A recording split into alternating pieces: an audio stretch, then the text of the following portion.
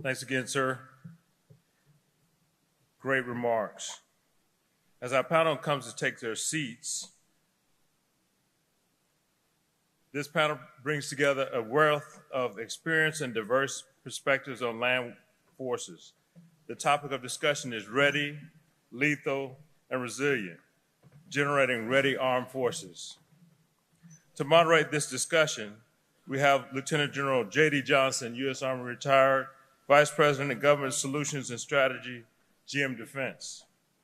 Lieutenant General Johnson is responsible for identifying growth opportunities among military and government customers that align with the company's core capabilities, including integrated vehicles, power, and propulsion and mobility and autonomy. He spent more than 35 years in the Army with extensive overseas tours, including combat operations in Iraq. He held numerous positions at DoD, including the Director of the Joint Improvised Defeat Organization and the 8th Army Commander of the Republic of Korea. JD, the floor is yours. Thank you very much, sir, and welcome everybody. I think you're going to find this panel is a discussion that will start today, but it'll continue throughout LANPAC and frankly, well beyond LANPAC. We've got a distinguished group of participants in the panel today, as General Smith said, they come from a very wide background of experiences and in their current jobs. General Brown, General Clark, thank you so much for the invitation to be here and get the chance to talk. Our international general officers and others that are gathered here, thank you for your participation today. Sergeant Major Daly, always great to have you here and look forward to your participation in this as well. We're obviously not going to go through the backgrounds and histories of the participants, but I do want to make sure everybody understands the jobs that they currently hold. So General J.B. Val is currently the Deputy Commanding General, U.S. Army Pacific. To his right, yeah, absolutely.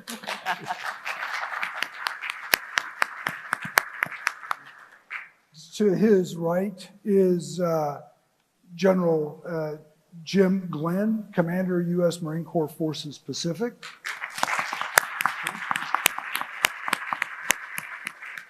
To his right is Major General Hope Rampey, who's the Commanding General of the United States Army Human Resources Command. And then the anchor on this panel is Ms. Susie Vares-Lum, who's the Director of the Daniel K. Inouye Asia Pacific Center for Security Studies. So what we're going to do is we're going to start off kind of setting the table, and each one of the participants in the panel will talk about from their perspective what's really important to understand up front about generating ready land forces. Then we'll get into a discussion, a dialogue among the participants here. Then we'll open it up for you and the questions that you may have or comments that you may have to contribute to this. And then the participants will finish it out in the end. So we'll start and we'll just go to my right and across the panel here with opening comments. Thanks, JD. So just starting with the place where General Clark left off with in his last keynote, and using the title of the panel, I'll just go with kind of a rubric of ready, lethal, and resilient. And what does that mean for land power in the Indo-Pacific? So I'd start off with, of course, the Army as the foundation of the joint force is essential in Indo-Pacific. And so what is ready, what does lethal, and what does resilient actually mean? What do we have to do to achieve that? So point one, ready. We think about it tactically. Are we ready with our kit, our soldiers, our capabilities at individual leader and collective levels to win and fight tonight? We have to do that every day. Prime example in Korea, 8th Army right now, working with the ROCs, making sure we have deterrence and, if able or needed, ready with capable forces on the DMZ or wherever we need to be fighting. It's more than that, though. It's the shoot, move, communicate, sustain, and protect that we have to do at tactical levels every day. It doesn't matter if we're doing multi-domain operations. You got to put the face paint on, you got to put in the reps and sets, and that gets you the ready capability in your formations as an individual, as a leader, and as an organization for whatever mission that happens. It's your kit. It's how well it's maintained. That has not changed, regardless of the changing characteristics of the 21st century. So we define that readiness as if you're ready to use your kit, you have the best trained and prepared formations that you could possibly have, and they're aware of their environment and have the tools with which to fight this multi-domain operations environment that we have in the Indo-Pacific against myriad threats. That is important for readiness. So the basic understanding of what that means to us has not actually changed. Point 2, lethality. Okay, everybody wants us to kill people. That's what we do at 3 o'clock in the morning very well. We've got companies, battalions, squadrons, brigades that can close with, capture, or destroy the enemy and repel his counterattack by fire. We seize, clear, secure terrain, and we do it in all types of environments, from Arctic, high altitude, desert, jungle, archipelagic, and urban environments, all in this massive theater. We have to be ready for those. We have to be lethal. We have to kill people for a living and apply controlled violence when our National Command Authority asks us to do that. But are you firing your rifle more often than you sing the Army song every week?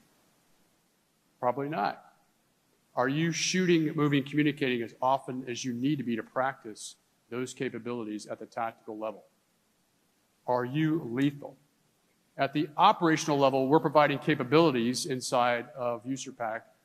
General Clark mentioned the mid-range capabilities where we can shoot Tomahawk land attack and maritime strike missiles, SM-6, at various ranges that affect operational targets, either land, sea, from on the land inside the A2AD network, where only land power can fracture from within. That's the defeat mechanism. China and other countries have built an anti-access area defeat mechanism that accounts for maritime and air targets, but not for dispersed groups of soldiers and Marines inside of that bubble, fracturing from within. From a lethality standpoint, we have new capabilities. We're in that mid-range and long-range missile business, to include hypersonic capabilities as examples. Thirdly, resilience.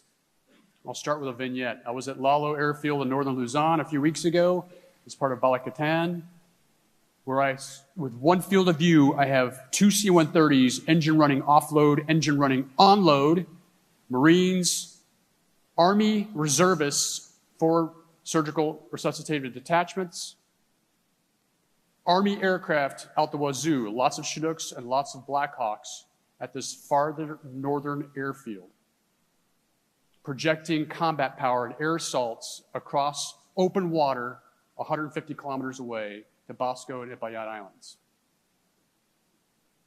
Resilient because we set the sustainment architecture. Resilient because we're working with our partners and allies. Resilient because we were truly a joint force on the ground and where overlapping capabilities meet in that Venn diagram in one field of view.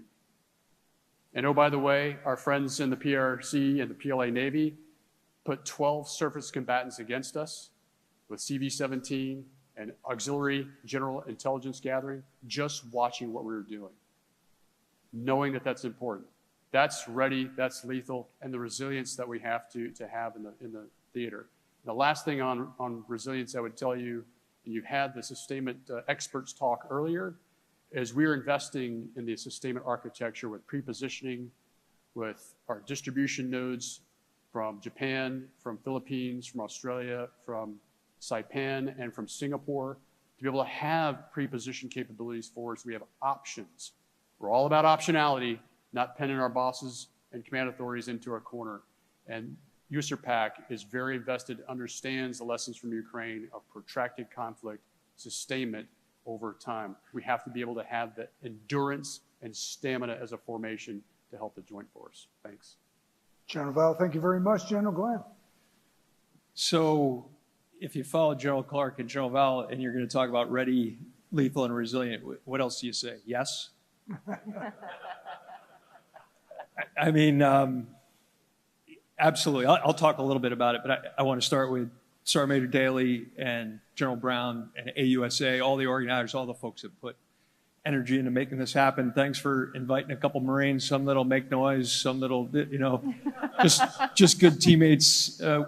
When you get right down to it, right, and you just said it, buddy, the relationships are what come out of here. I enjoy seeing the technology. I enjoy connecting with old friends in different uniforms. But, as the U.S. military does it, there's something about trying to sleep on the tail of a C-17 as capstone mates that forges bonds that become friendships, that become partnerships. And somehow, some way, nobody on that C-17 said future MARFOR pack, future USARC pack, by the way, when the two of us were back there. Absolutely still not saying it. Yeah, not believing it.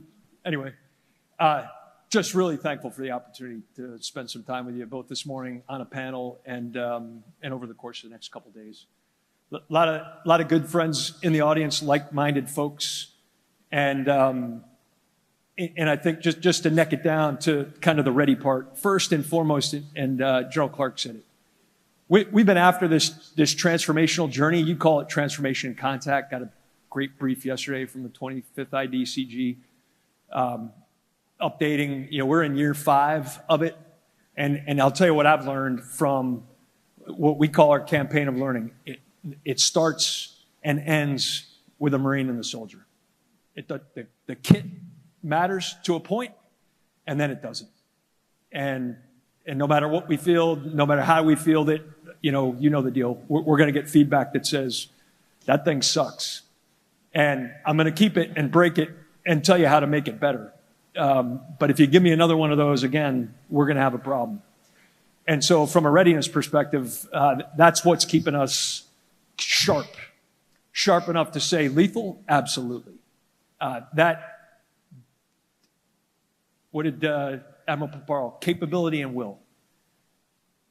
Collectively, possess the capability and 100% have the will, and we'll use it and are posturing ourselves in places to make it abundantly clear. And as JB just said, 15,000 of us collectively from a number of countries, the U.S. and Philippines, significant, Japan, Australia, very significant, demonstrating the willingness to use it. And in a media event, when I was there for the opening ceremonies, we were asked 6 times, me and my Philippine counterpart, is this about the Taiwan Strait?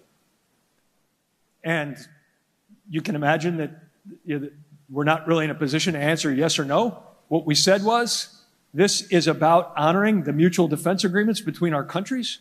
But trust me, anything we can do in the coastal defensive areas of this country, we can project into any part of the region. And that remains the point, I believe, for all of us. So lethal, yes. And working on getting stronger as it relates. One of the most interesting parts of this job that I didn't anticipate was, in addition to being the MARFOR PAC commander, I'm the Deputy Joint Task Force commander for the JTF that PAC Fleet heads. And we spent a lot of time a couple months ago and are getting ready to, here in a couple weeks, focused on the lethal part of joint warfighting in this region, in our most pressing scenarios. And the one thing I'll tell you is, for those of you, you don't have to show of hands, but those of you that have a fire support coordination background and spent some time in NCTC and thought you really earned your keep as the Combined Arms Coordination Team, imagine pulsed operations that stretch from space to subsea. And the many domains in there, the systems that exist in those domains, how quickly they're proliferating.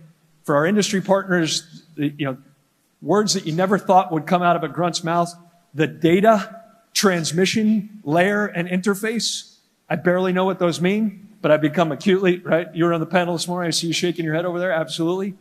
The complexity of it, and yet I sleep really well because I'm looking at the first Corps commander here, because you and I know we have E4s, E5s, E9s.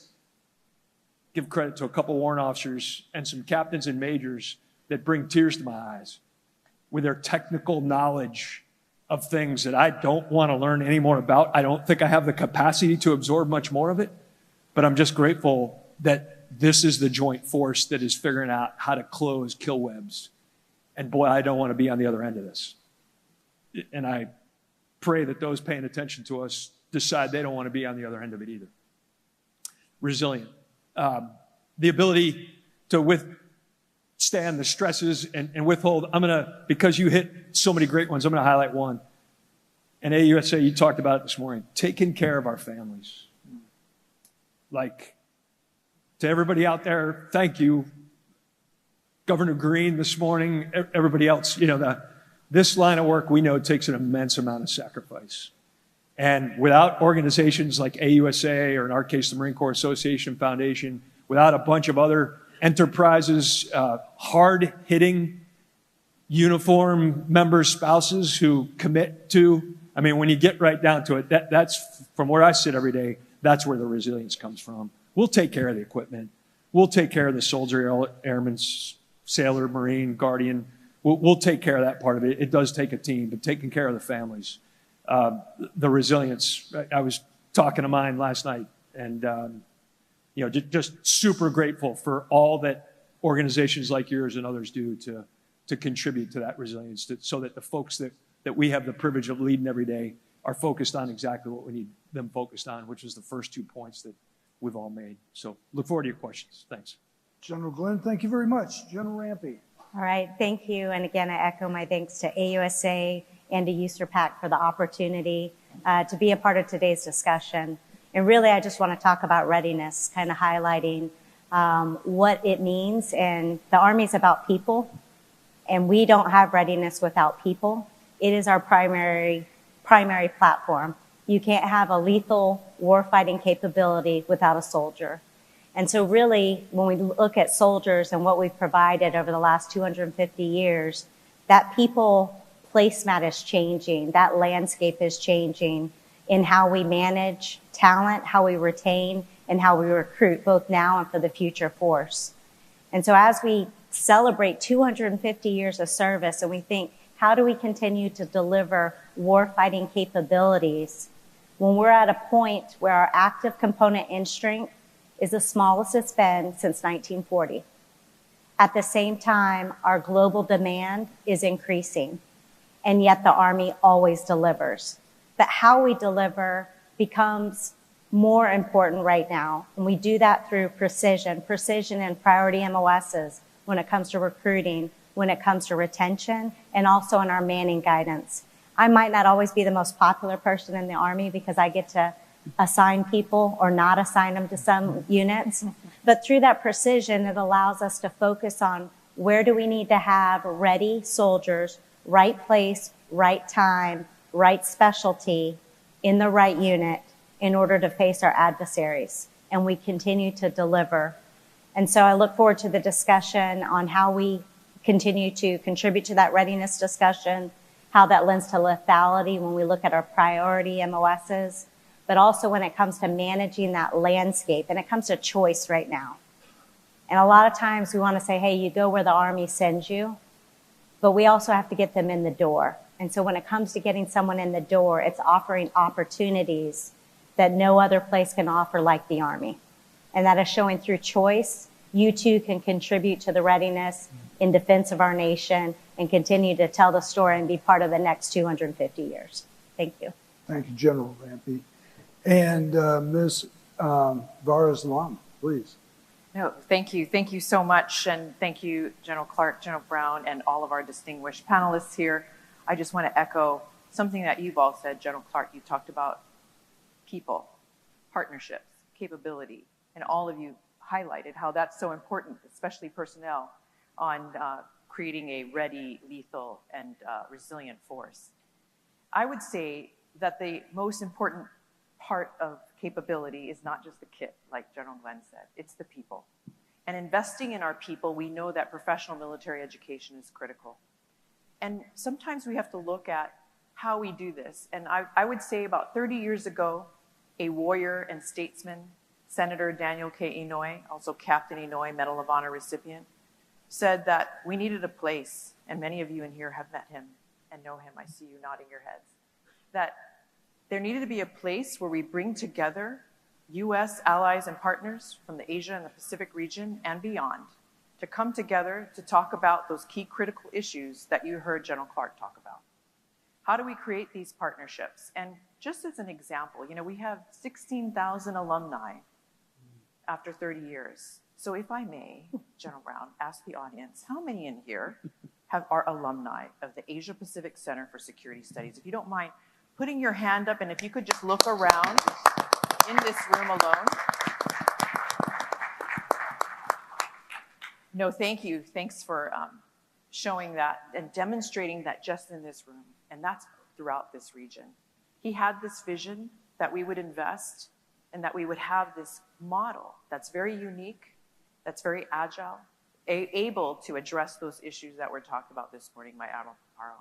So I look forward to talking a little bit more about what is the model that we use. Just as an example, you know, this current course we have is a comprehensive security course with over 100 fellows from around the region and the world from 40 countries, including India and Pakistan in this class from the Army of Pakistan and India. Imagine that, given what's happening right now.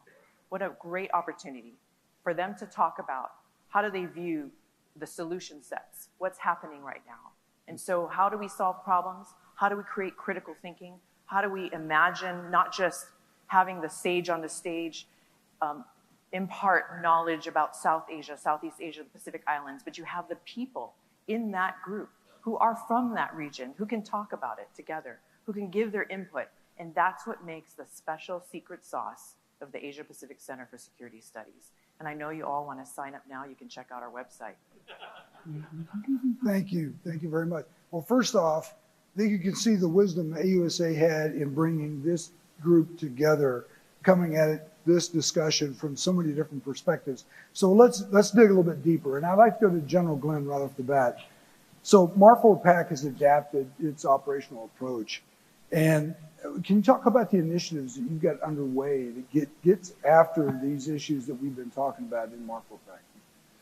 Well, thanks. Thanks for the opportunity to open up. And I think where I'll start is, I mentioned we're year 5 going on year 6 of this adaptation. And this guy by the name of Dave Berger, who became the Commandant of the Marine Corps, sat probably on a stage like this alongside some of you and had been in this role and just kind of looked at the landscape of how things were changing. And in addition to some of the equipment, and I'll talk a little bit about, but there's a lot of alignment between our service concepts when it comes to like sensing and making sense and being able to close the targeting aspect of closing a fine, fix, finish loop, if you will.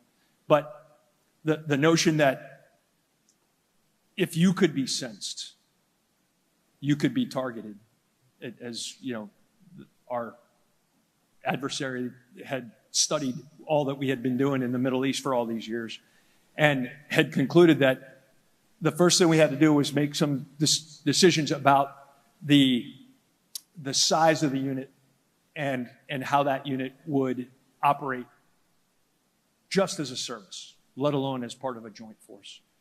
And so that's kind of the journey that we've been on over the course of the last 5 years. Some of the major changes we've made, first and foremost, with like what is assigned to this theater. We now have 2 Marine Expeditionary Force, is a totality of about 77,000 Marines assigned to Indo-Pacific. And so that provides a lot of, that's 2 corps level headquarters that Admiral Paparo has at his disposal, and my job is to advise him on how those are utilized. And we are, quite honestly, in varying stages of modernization within those 2 formations. And as all of you know, there's a 3rd Marine Expeditionary Force on the East Coast, which is at a different stage. And so it puts us on, as I opened up, on this campaign of learning that allows us to field a set of a piece of equipment, and for example, a ground sensor, and train Marines on how to use that ground sensor and turn them loose. Turn them loose in the theater, frankly, in the first island chain, and give us feedback on how effective is that commercial off-the-shelf sensor. In this case, it's frankly a commercial fishing radar. And if I migrate that to 5 years later, and what we were just doing, experimentally, but between us, Army and Marine Corps, in Bala Katan, the high altitude balloon. right? Come to find out, ground-based sensors do a lot better the higher up in the air they are.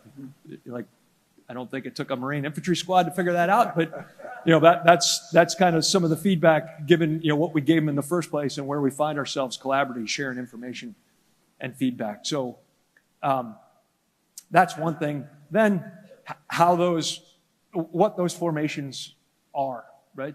General Clark alluded to the Marine Littoral Regiment.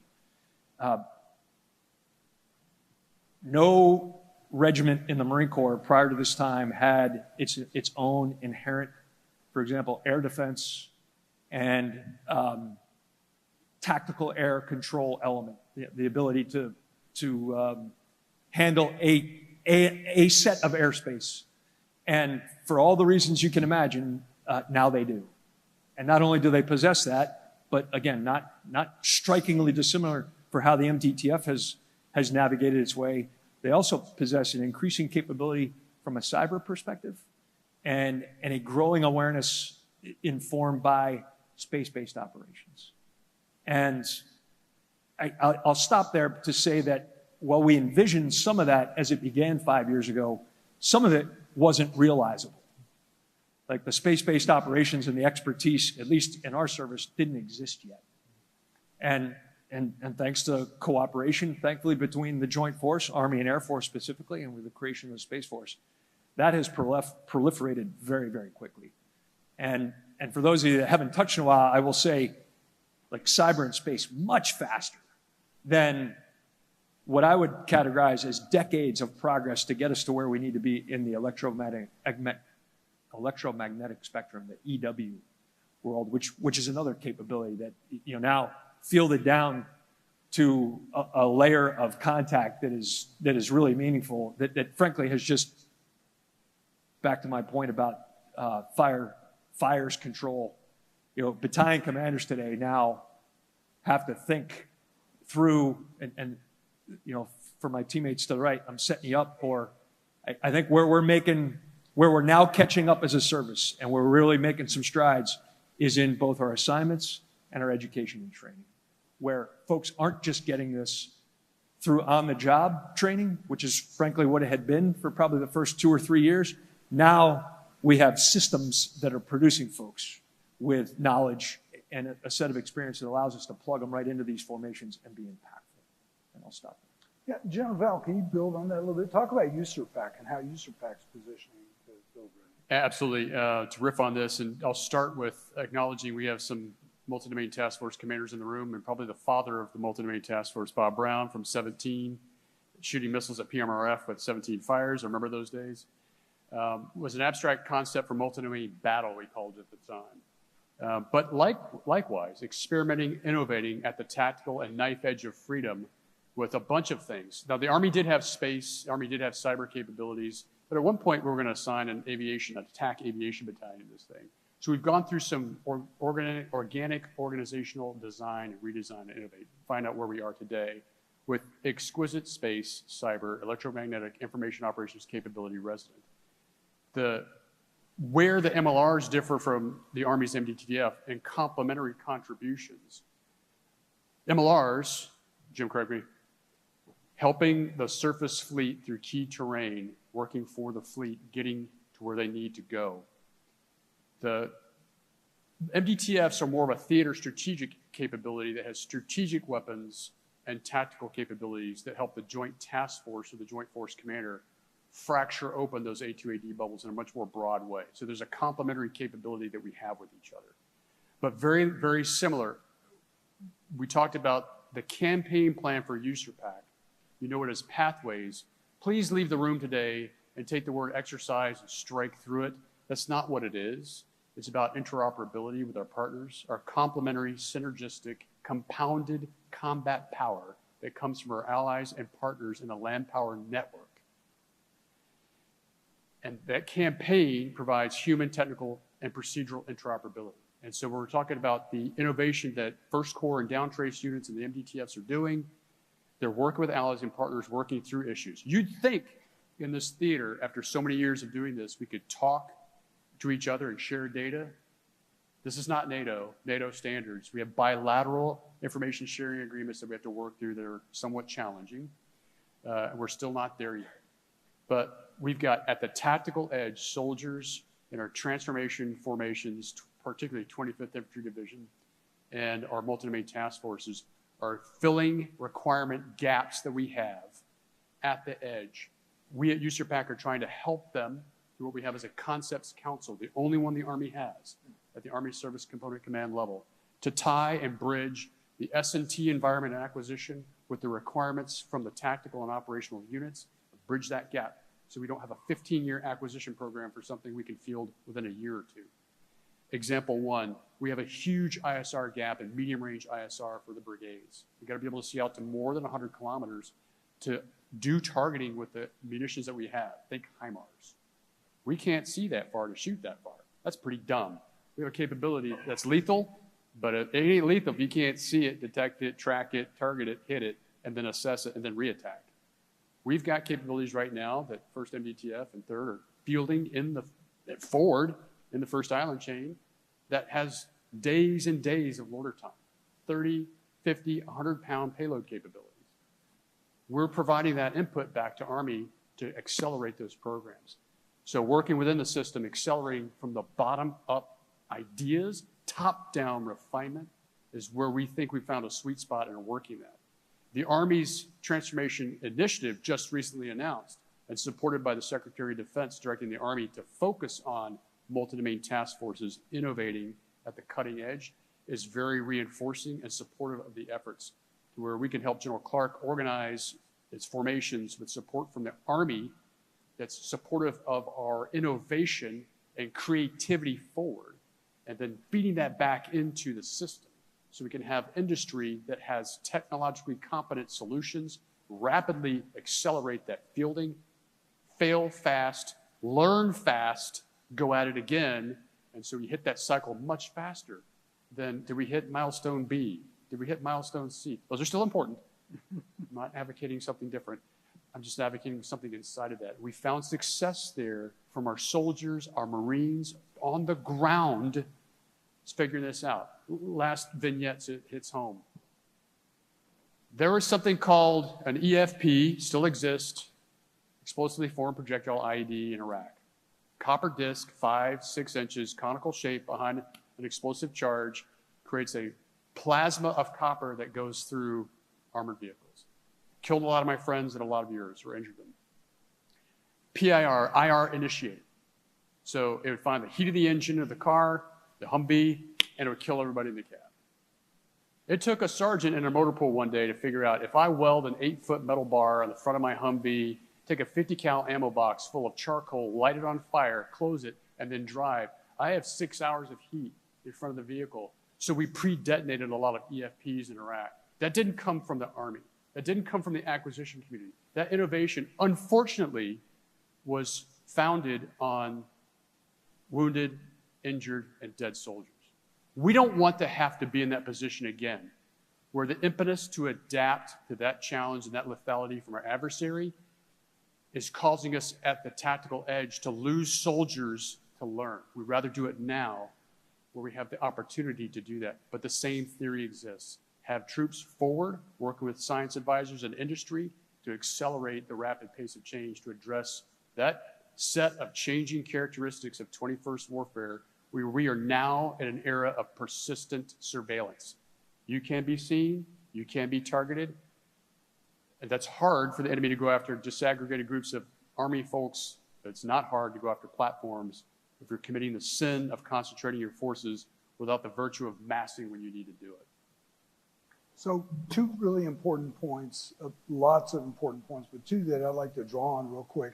So General Glenn talked about the importance of education in the process. General Val talked about, we can't talk to each other and how we work through it. So there's a point at which you start with the way people think. And so, Ms. Vares-Lum, could you talk about the educational model that starts taking on how we collectively, us, our partners, allies, across the services, think in a way that supports the concepts that the 2 general officers have been talking about? Absolutely. I think interoperability that you've all been talking about and the critical thinking that's required of our warriors, it doesn't happen at the moment of connecting. We know there's about 120, if you look at Admiral Paparo's posture statement, 120 joint exercises just in 1 year. And oftentimes we have our allies and partners, soldiers that come together then, and they're actually executing.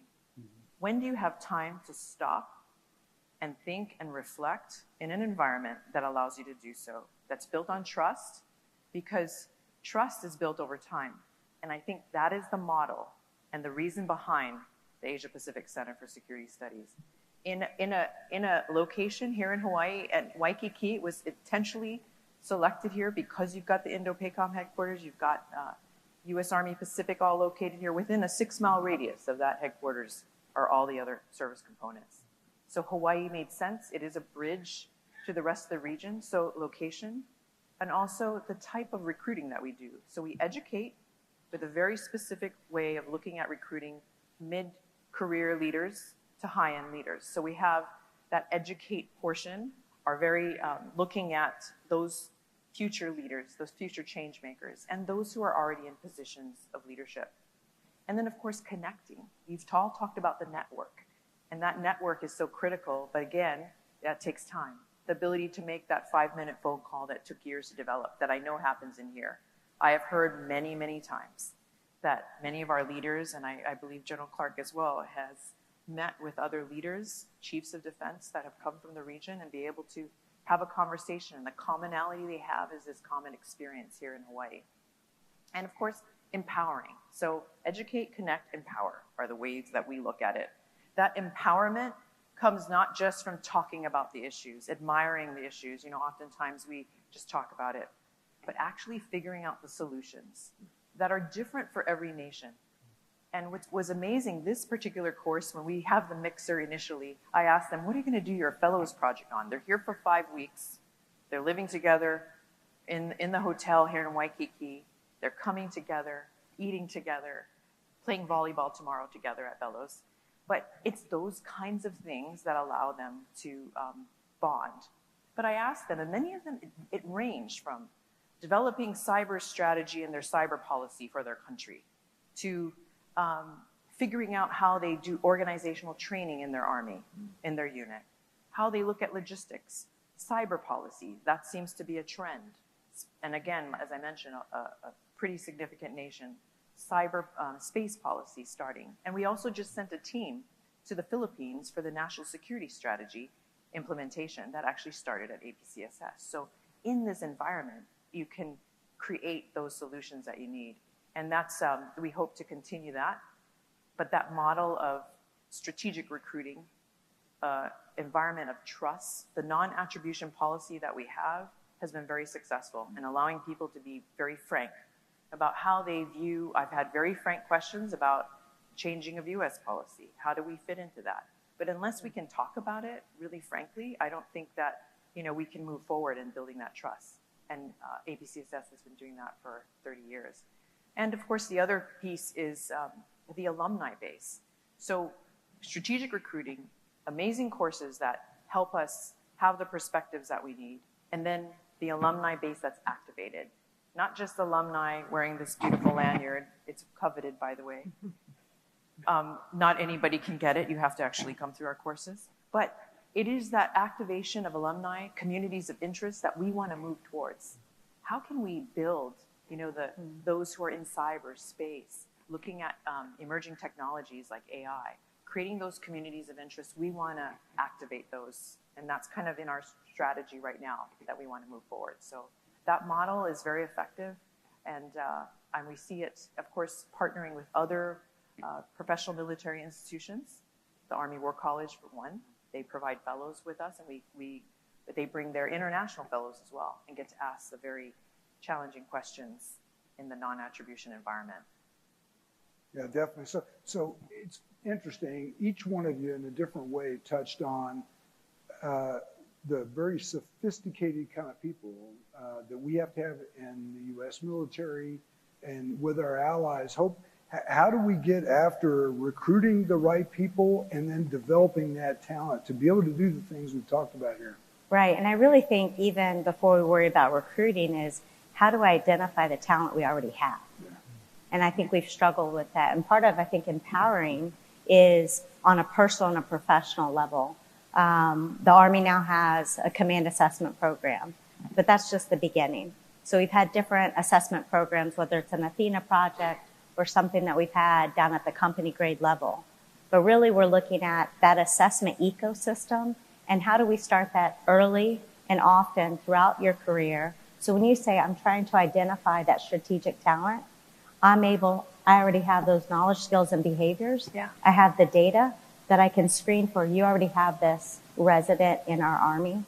And part of that goes back to even providing that readiness and that resiliency. And I was thinking resiliency, agility, when you're talking about transforming in contact. And that it took a sergeant already in the Army to identify a solution to an operational issue.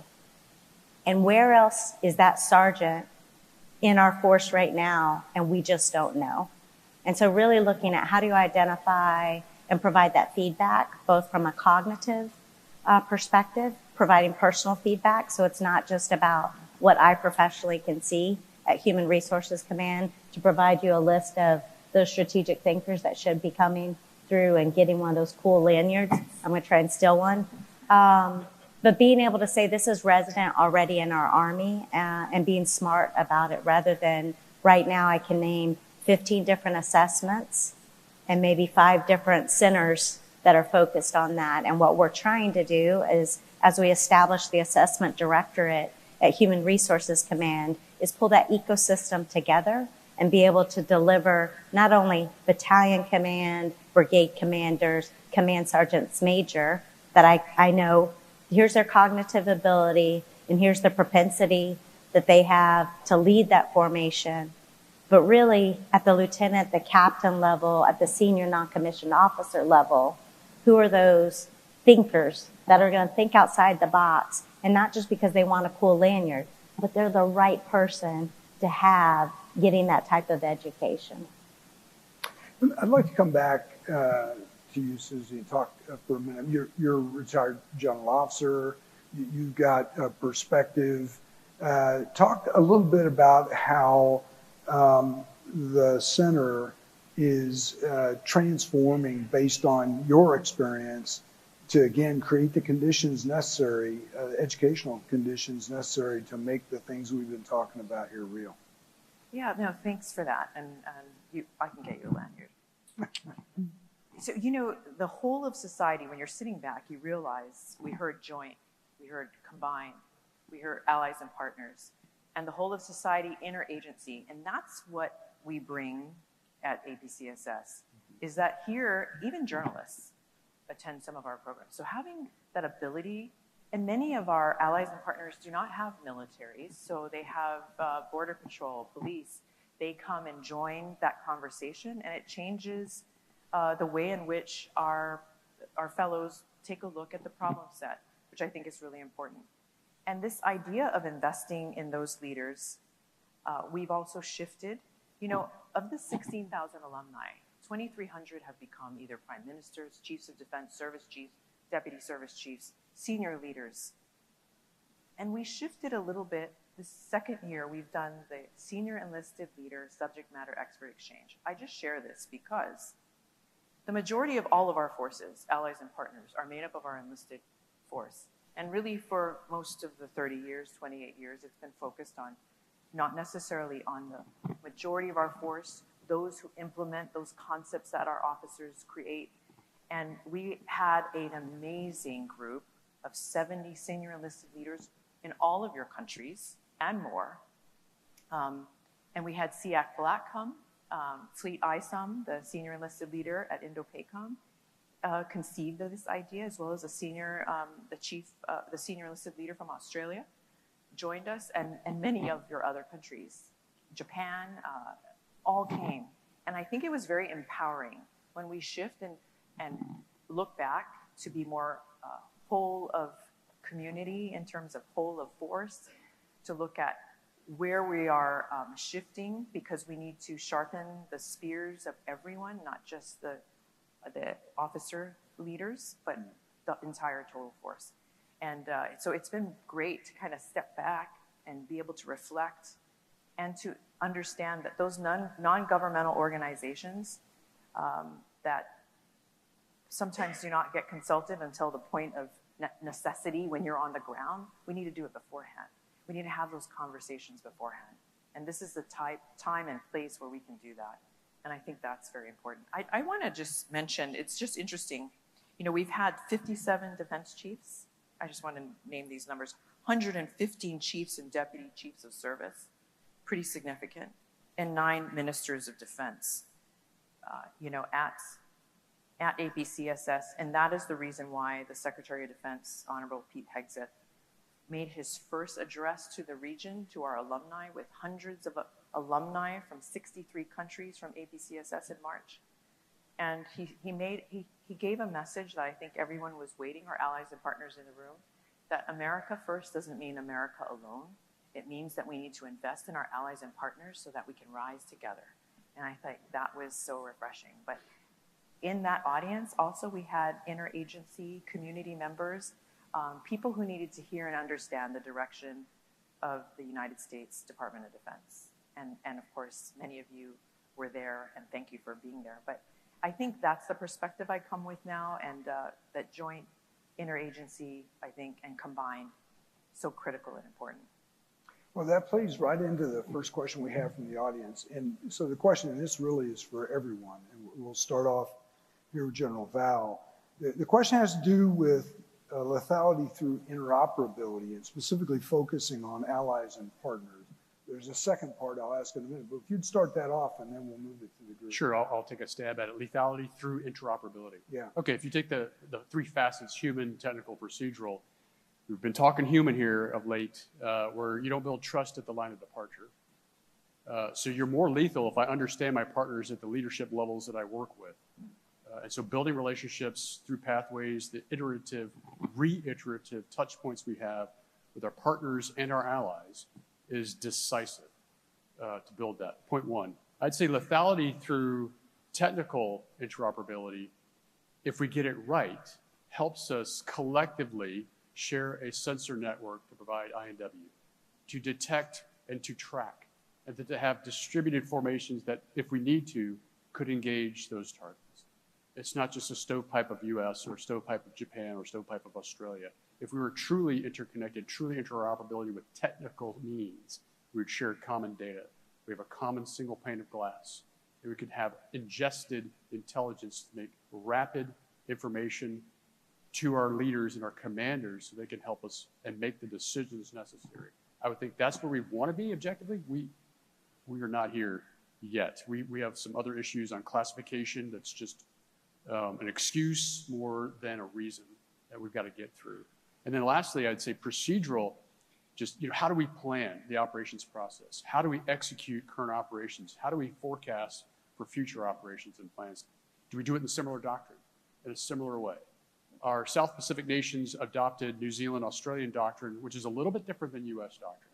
So from a procedure standpoint, how do we have common doctrinal language in the procedures? I lead to, if we were common in that way, not saying that's the example, but more common in that way, we'd be more lethal because we'd be able to understand of the same system's thought process and reach conclusions rapidly and disseminate the orders, messages, and procedures we need to execute. So if I look at it that way, there is a nexus between the two. Lethality with good interoperability with our allies and partners, that would be decisive. General Glenn? If I could, I was just thinking about the answer they gave to the last two. I did, you know, disclosure, don't tell anybody in the Marine Corps, but I came from the HR enterprise before I came into this job.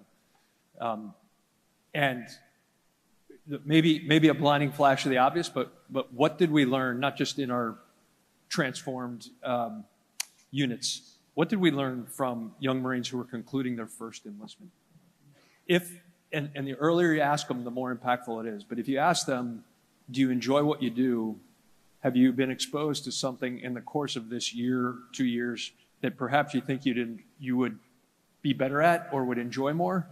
You know, it injects the passion into the job, and not only does it raise the readiness of the unit, you get the resilience because the family wants to stay alongside of it too. And so many of the changes that we are still trying to undertake policy-wise are ones that allow us to despite the best intentions of recruiters and all the testing we do on the front end, gives them the flexibility to get into the job that they want to do at a point in their career when they want to do it. And then we build the systems, and this is where we're still hung up. We build the systems that now I'm an E5, and you're telling me I got to go back to school to learn my MOS with E2s, E1s? Like, no, that wasn't part of the deal, right? Anyway, just something I was reminded of when the two of you were answering that question. To the point about lethality and interoperability, especially as it relates to allies and partners, the one thing I know General Clark and I have talked about this, that I've learned in this role, we've been at this long enough together against the threat of the moment that it's really not that useful to talk about in generalities. And what do I mean? With Simon sitting right next to you, you know, when you say lethality, what do you mean by lethality? What is it you want to achieve that you think we can work together on? Right? We don't, United States Marine Corps in this theater don't have a partner who doesn't say, can you help us with our maritime domain awareness? What do you mean by maritime domain awareness? Are we talking 2 miles? Are we talking 22 miles? And once we do that, what is it now about the interoperability? What is it you want to do with that? Are we going to enable your Coast Guard to go intercept it and conduct a maritime interdiction operation? Or are we talking about trying to close some kind of kill chain, kill web with an inherent weapon system? All of those are challenging scenarios we find now. And so being specific about what we're trying to achieve, mostly because all of our legacy systems, just the ones between he and I, are hard enough to make them work to share the data and information necessary to close a U.S. kill web. And so when we start pulling allies and partners into it, it's another level of pain that makes us appreciate it that much more. So I would just say being specific. Yeah. Some specificity about what we mean. Yeah, I was going to say, sir, even before we even get to the interoperability, if we look at what's required here in the Pacific, and earlier we talked about sustainment, even within the Army, the permeability between the precision and the specificity we need, not just from the active force, but what's going to be required from the Guard and specifically the reserves when it comes to sustainment, because all three compos will be needed in this region. And being more specific on what is required, not just what's laid out in an O plan, but to your point, actually naming it and saying, okay, this is what you're going to be required to do. I think we need to get at that permeability within the Army before we even look at the interoperability. Yeah, interesting. The other part of the question that was posed here, I'd like to, again, I'll start with Susie, work our way backwards, is what can industry do to help in this regard? Well, thanks for that. So one of the things that we're doing to pivot is looking at the defense industrial base. We heard that being brought up, supply chain resilience, production. How can we partner with our allies and partners? So we're really excited that we're going to launch our first course, Pivoting to the Need, this fall, the defense industrial base, looking at acquisition professionals to take a look at where are the production needs, where are the supply chain gaps, where are the policy gaps that need to be addressed so that we can level and understand. So the PIPER, the Partners in the Indo-Pacific Resilience group, will be joining. So we'll be recruiting, strategic recruiting from those who are in the acquisition world. And so that's something that where the industry are critical to understand what is possible, but not just within the US industry, but our allies and partners. We're going to go to Australia, Japan, and take a look at where are the industry partners there and how do they address the issues. We know Australia and Japan have a course that they run, but it's specifically for Australia and Japan. But how do we do this in an ally and partner construct where we can look at the critical munitions issues? We can look at those areas whether it's batteries, whether it's, so I think industry becomes critical to understand the challenges and the gaps, and particularly when you're talking about exchanging with allies and partners and the complex environment that goes with it. But we won't get into it here because it's a lot. But I think it's important, though, that we address it and run to the problem rather than run away from it. I think through education and understanding and developing those leaders who can deal with those issues, I think is very important. General Rampey, with respect to building readiness, how can industry help you in the work that you're doing?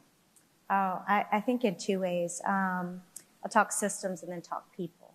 And really industry, partnering with them to how do we modernize some of our legacy systems, get smarter about even things that we can do internal with our own Power BI apps and capabilities without having to spend extra dollars. But also industry being more precise on what we need that capability to do and helping us de-scope. Some of us are buried under these contracts that have so many different partners. You don't even understand how we got to where we're at with some of our legacy systems. And having fun just kind of de-scoping some of that and going, I need this precise capability. I don't need any other gadgets. I don't need anything hooked to it. And helping us be more precise with that when it comes to our IT infrastructure and our systems. That's one way. When it comes to people, a more recent example is when we decided as an Army, we are going to reimagine the recruiter. And so when we thought, we have this recruiting issue, we need to reimagine our recruiting enterprise. And we started with industry. And so we said, hey, we're going to build this in flight. We're not sure how it's going to look, but we want to build a process, a system around a recruiter. Have you ever bought a car? You walk in, you pick out the car, the smiling person, they're like, yeah. Someone who looks like General Clark. They're like, yeah, come on in here. We got you in, you hook them, and he's like, I got the car. Sir, I know you smile. I got the car. And then they put you in a back room with someone else. I need the guy on the front room who can sell it, who can get you in. Someone else can do the paperwork. And so when we reimagined the recruiters, our first group of 42 tangos is their new MOS, we went out to partners, Amazon, Deloitte, 10 others, and we said, hey, we've got a proposition. We don't want to give you any money, but we want to give you some soldiers, and we'd like you to take them to work for 30 to 60 days. Let them glean from you. How do you recruit? How do you do talent acquisition with a blank slate, and then bring them back to our schoolhouse and help us build that program of instruction? And so 10 different partners in industry allowed us to spread out over 40 soldiers who have now graduated the first class and are now writing that program of instruction to train the next group of talent acquisitioners. So those are two examples. It's going to be exciting to watch how those people perform and what, as you compare and contrast with the great efforts that were put in place before with these newly trained people and how they approach a job. General Glenn, industry, how can they help you? Innovate, scale, speed. Innovate. We always get asked, what are your requirements? Define the requirement, put in a requirements document. When you can't see beyond the next two ridge lines technologically, help us help you. What's in the realm of dreamable right now that we can innovate on? Scale. We own plenty of equipment for which there are only OEM parts that are the only thing we can do to maintain that equipment. And since those parts are made in such isolated places, then we have to ship them all over the world. If I can tie it back to this morning's thing, we do not need any of that. If you can create a part and provide the plan, and we can, back to the jobs people can move into. I was in California last week with 3 Marines that 3D manufactured out of a rust-proof alloy a brake caliper for the ACV, for the Armored Amphibious Combat Vehicle. We got to be able to do that, and we need to be able to do that in Australia. We need to be able to do that, in every partner nation, so that we don't have to have these supply chains. And then the speed. You've heard it from every panel and speaker since we've been here. The components of Indo-PACOM are we're moving as fast as we can, and we're trying to move faster. And so anything that helps us move faster, anything that shortens our processes, anything that allows us to put information in the system once and it proliferates, that's really compelling. And those are the things that immediately come to mind. Okay, Jennifer. I'll probably get over my ski tips on this one, but I'll reverse it. What are your incentives in industry? That's gonna, if it's gonna be marketable, you're gonna make a profit from it, which you should go for. No rubbing against that. How do we help incentivize you to invest in that? So a couple different examples. SBIR, not the space-based infrared, but the small business initiative. There's through that mechanism with small businesses through defense, there are venues where if you get to innovation, we quite frankly have had a lot of success with smaller formations, smaller industry that tend to be on more of the cutting edge of technology for ISR, for computing, for cloud, et cetera, for helping us with data problems. You tend to get that much more rapid. Part of that is our requirements. Are we communicating that effectively with those sergeants in the motor pool or those lieutenants who are much more digital natives, not like the digital immigrants, Luddites that I represent? Are they able to talk through that and make sure there's a solution in that example? But maybe controversial, I point a lot of those fingers back at us and how we promote industry to solve our problems. If there's not an investment mechanism, I can only imagine, not to name names, but GM or Lockheed or whomever is not going to be incentivized to help fast enough, other than the goodness of their heart as veterans or they want to serve their country too. I get that. We all have friends in industry. But we've got to figure out how to communicate that better, how to put our people with industry, tie that with the acquisition community better. It's hard. It's a challenge we've seen at USERPAC because there's lots of great ideas. We have a lot of need. We know what a lot of those gaps and requirements are. And then you talk speed, Jim. We don't have time to mess around with long lead times. We have time to make prototypes fail quickly, get it out. It's not wasteful. If at the end you save money by figuring out how to get there faster, we've got to feel that if you think 2027 is the mid-stake in the engagement area where we've all been told to be ready, that's just a little over 24 months from now. And so how are we going to fill some of these gaps in that time? We've got to go real fast. And we've got to, lastly, be happy with good enough and less the perfect. A lot of the stuff we have in the Army is very exquisite, very precise, very fragile, and there can be very brittle. That's not helpful. It's not. And so if we have resiliency, we have the forward additive manufacturing with different capabilities. We can do that with common parts. We have multiple partners that make and manufacture things forward in different countries, including munitions. You save us the pain of having to bring it forward. You save us the pain of trying to save rounds and munitions for our partners who don't have it. They're making it forward. And I think all of those in that rubric of how can we help communicate that better is as much a problem on us in the military writ large as much as we need to have you listen a little bit more to our requirements. I could talk about this for a really long time. Now, having been on this side, I won't do that in this panel, but I tell you, General Brown, something to consider would be a panel on this topic where you have industry and you've got warfighters and educators talking back and forth about it, because there's the whole what's in the art of the possible, what's really needed, and when and how it's got to be delivered quickly with scale, et cetera. Great answers here. I want to shift the topic of discussion just for a minute based on one of the questions we've got here.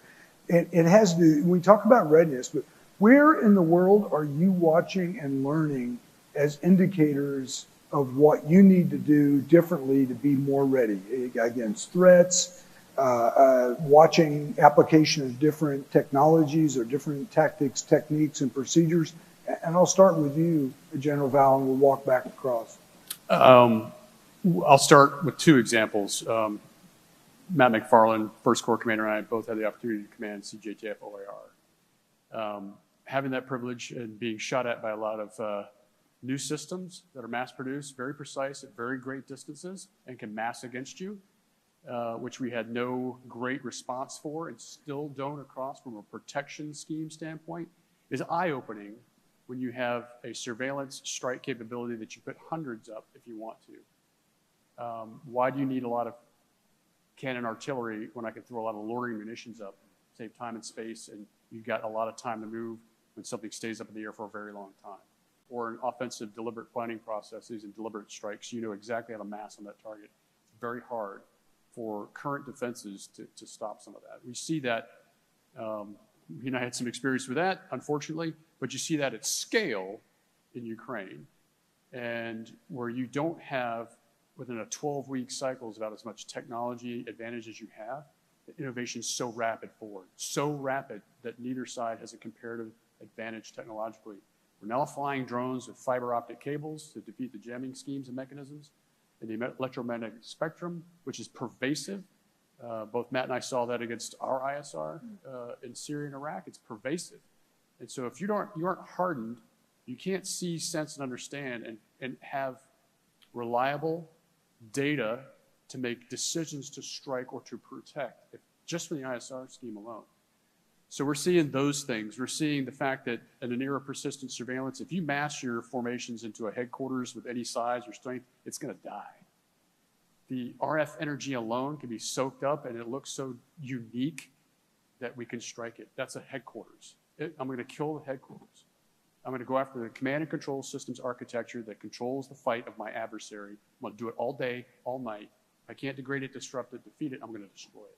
So if you're not disaggregated and separated and dispersed with the ability to mass your effects without sin of concentrating together, you see that in Ukraine everywhere. I don't know the last number of Russian generals and colonels who have been killed. It's in the hundreds because they got inside these large headquarters. They learned the bad lessons from us in coin on bases with 37 tents at a brigade headquarters and 45 generators. Like, that's dumb. So we see that sorry if you're selling that, I'm sorry. We need to be able to command and control small form factors, very mobile, in the air, on the ground, and disperse rapidly. You're going to be seeing persistent surveillance. So we see that as a great challenge, offense and defense operations for large-scale combat operations.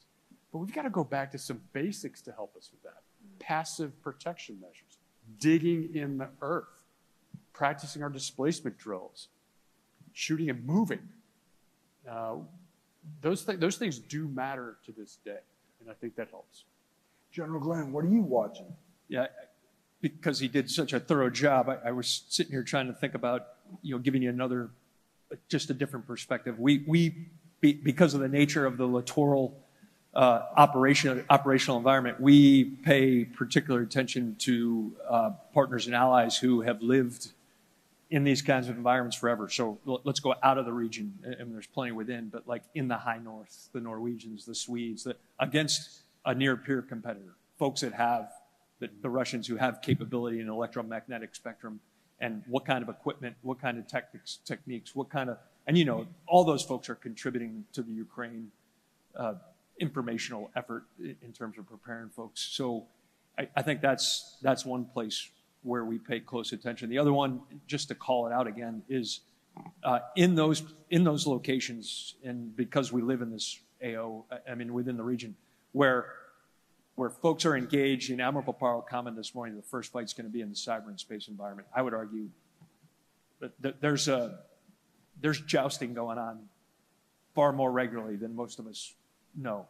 And so how are people contending with that now? And how can it inform the things that we need to prepare to be doing or be prepared to do more of to have our own effect in it? General Rampey, so how does it affect talent management? I mean, is there an aspect of this that gets translated down into the work you're doing? How does it affect the way you think about the talent that we've got to grow in? Yeah, I think, hearing you talk about earlier about transformation and contact and that agility, and I think we talk about it sometimes that it's just a phase. Hey, we're going to have this unit that's going to test X. And I think from now on, we are transforming in contact.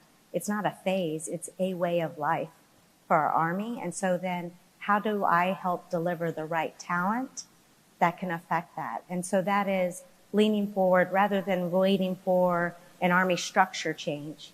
It's leaning forward and having that conversation with the G3 Force Management. We had a month before, this transformation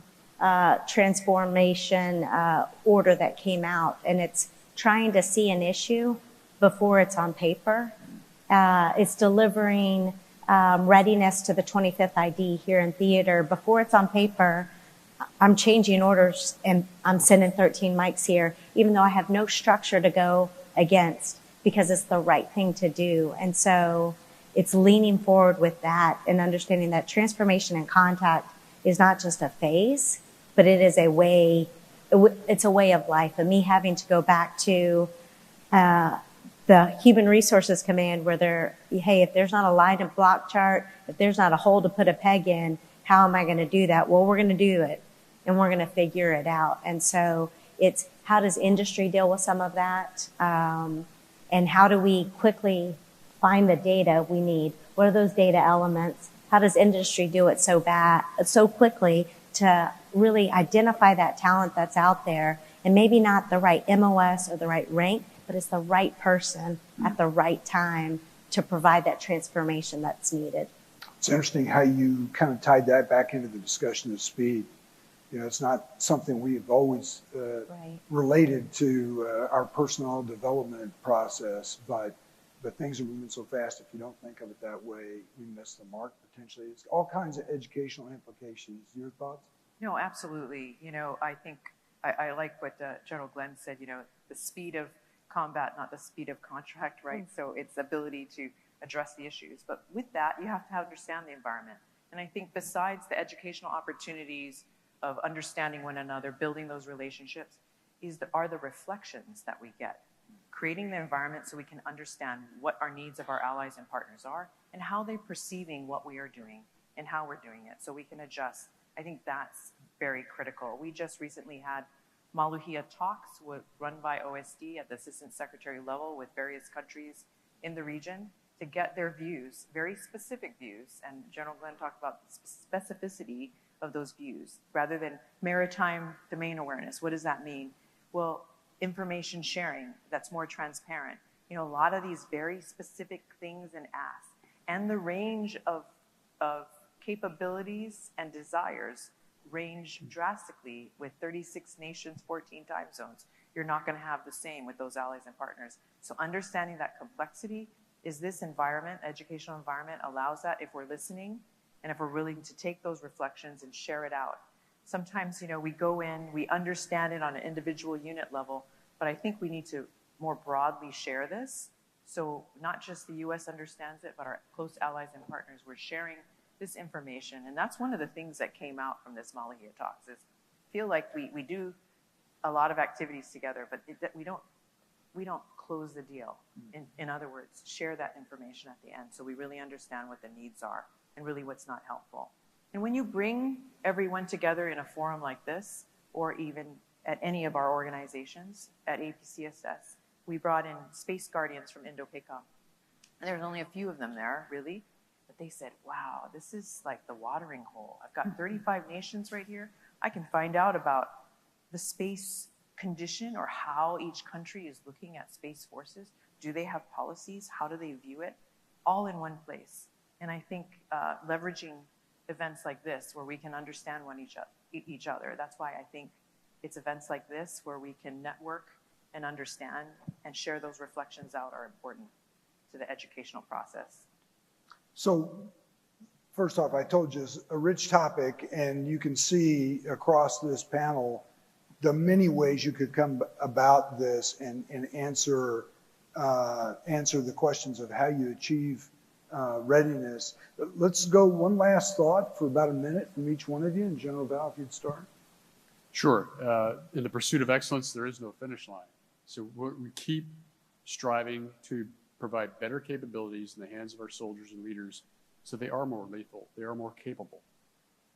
I am convinced, in the short time I've been back into USAPAC in the theater, I get to travel around when my boss lets me go, and I have been really impressed at the soldiers and leaders at the small unit formations and our operational leaders across the theater. So we talk about resilience in the human domain. I don't look at it as a Generation Z or Millennial or Y or any of that. I guarantee you, I'll make this bet. The chips are down. They will perform. There's an innate number of skills that a lot of these troops have, regardless of where they come from or their background or how they've been trained, that's going to pop out, and we're going to take advantage of it in a crisis. I sleep soundly, if I can use that analogy again, knowing that that's out there, knowing that the people that we have are truly fantastic. And for old people like me who have less time in uniform in front of me than I do the 34 years behind me, it's refreshing to know, to be confident that that's still there. Great point. General Glenn. Probably not new, but just some reminders that things that have surprised me in the last 6 months, the pace of change. The pace on change on both sides of the equation, quite honestly, probably less than 90 days. The situation that we had previously been talking about has adapted in some tangible way that requires us to reconsider whether we're going to continue doing what we're doing or not. So that's where the imperative comes from, and I hope it's coming through from all of us so far. 2, your collective ability to contribute to the asymmetries. I think the genius in transforming in contact in force design is that we are presenting asymmetries, meaning things that the adversary, the Chinese Communist Party, have not considered. And so it changes the calculus. And that has to continue. To JB's point, it's a journey, not a destination. I think the frustration of our headquarters is that certainly I'll speak for our headquarters. They're like, hey, would you just set the requirement and stick with it so we can field it? I'm like, if I was the only one voting, I would. But it turns out there's the other side of this equation, and it's changing. And the last one is teamwork. And yes, the joint teamwork, I'm going to finish with that. But here's what I found about industry in the short time here. Your ideas and the products you're coming forward with most often are good enough. And good enough, quite honestly, is good enough. So what's my encouragement? Come out here with 10. Plan to take 3 of them home and leave the other 7 with us collectively. We'll break them all, and we'll give you the feedback on what it's going to take. And who knows, we might just fight tonight, and that might be the difference maker. And go home with your 3, scrape all the data off of it, do what you need to do to give us the next version. And the next unit, the next brigade, we'll have the haves and the have-nots, and we'll manage the feud between the Hatfields and McCoys about who's better because they got version 2 and you're still working on version 1. That's ours to take care of. The final one is, what brought me here today. Just know that on this end, complete confidence, like JB said. You want to go tonight? Let's go tonight. We will win because of the teamwork, because of the capability of our youngest, the youngest out there, who will absolutely bring it. And thank you for the opportunity. Thank you. Great. General Rampy. I'll jump on the word use change. Change is constant, and I think in the people space is being comfortable with change. For those of us that have been in a few years, it's being comfortable that those coming behind us have a choice, whether it's in a marketplace, how their talent is managed. It's not a bad thing, and change shouldn't have a negative connotation. And just encourage that open talk, whether it's in the marketplace, whether it's changing career fields, because now you can change your career field, change your branch based on the needs of the Army and not necessarily be stuck in one branch or one functional area. And I just ask that we counsel, we coach individuals that we need you, part of the force, and we want the talent that you're willing to provide in whatever capacity that is. Thank you. Ms. Vares-Lum. I just want to jump on the idea of the asymmetric advantage. Our allies and partners are our asymmetric advantage. Our partners, including our industry partners, all of our interagency partners, the people that we work in communities and across the region. And we need to invest in those relationships. And as I tell every class that comes, I've only had 2 since I've only been there 4 months. But anyway, what I tell them is that you have to be comfortable being uncomfortable. Mm-hmm. That means that in our little enclaves, when we come in, we all sit together by our uniforms around the countries. I just challenge everyone here, as I challenge all of the courses that come through, that you'd be willing to extend a hand, because it starts now, not at the moment of conflict or combat, but it starts right now, where we exchange cards, we talk, we understand, we try to share our perspectives. And so I just urge everyone, what a great opportunity here at AUSA to do this, and General Clark for USRPAC, to show that we are closer and we're stronger together. It's peace through strength, and that's what this is all about. I'd like to thank the audience for your participation through the questions that you have. And as I said before we began, this conversation doesn't stop here. These questions can still be asked. These people have answers, and they want to hear from you. Can I get a round of applause for this panel? Thanks, Judy.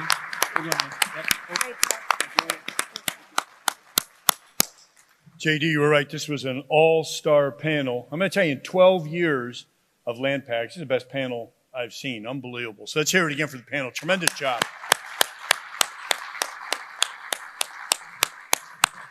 Definitely capture their picture there. We can put them up as #1 panel, no doubt. Hey, thanks. It's been a great first day. Enjoy Waikiki this evening. And we'll see you 8 o'clock, 0800 in the exhibit hall is chow. Okay, chow ops. We do that pretty well, breakfast. And then 0900, a real treat, Dr. John McManus, a brilliant historian and expert on the Indo-Pacific, will be here as our first keynote. So 0800, breakfast, 9 o'clock keynote. See you tomorrow. Thanks.